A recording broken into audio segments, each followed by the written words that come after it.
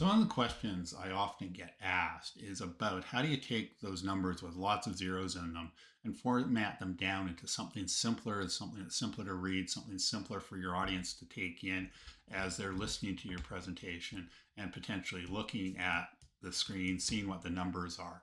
So in this idea here, we're taking things like 90,000 down to 40,000 or 10 million down to 9.3 million and turning them into hundreds of thousands or millions of dollars. So the $1,000 here, 90K, 9.09 million.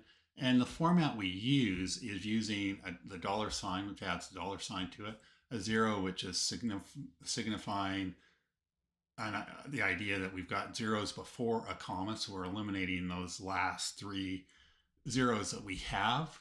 And then we've got a space with a K in quote marks, which adds the K at the end of it. So we get things that say 90K or 80K or 70K. We do the same sort of thing here. We're using millions. We're taking the first number of the millions. So we're eliminating zeros with the two commas here, and we're taking it to two decimal places. And we're doing the same thing down below here where we've taken that format, taking it down below, and we've got the millions of dollars with two decimal places.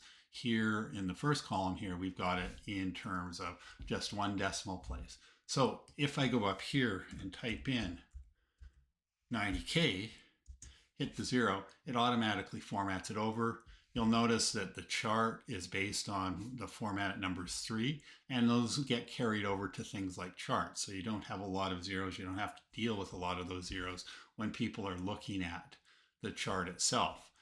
You may wind up eliminating the millions and put that in terms of the label that you've got on your chart. But again, that's a choice that you make along the way. So how do we go about doing this is we use, and I'm just going to go to a blank cell here.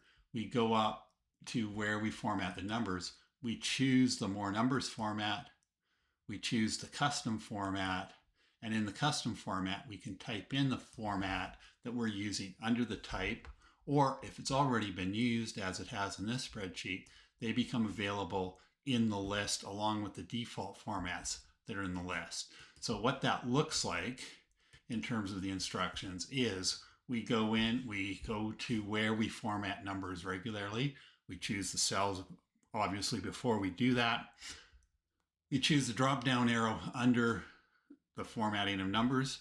We go down, click on the more number formats, and that brings up this lovely dialog boxes where we can choose the custom format. And in the custom format, we can either choose from the list that we've got, and if we've used the format prior to this, it will be in the list along with a whole bunch of defaults that Microsoft has put there, or we can just type it in. Once we hit OK on that format, the cells box, then we get what we see in the spreadsheet here.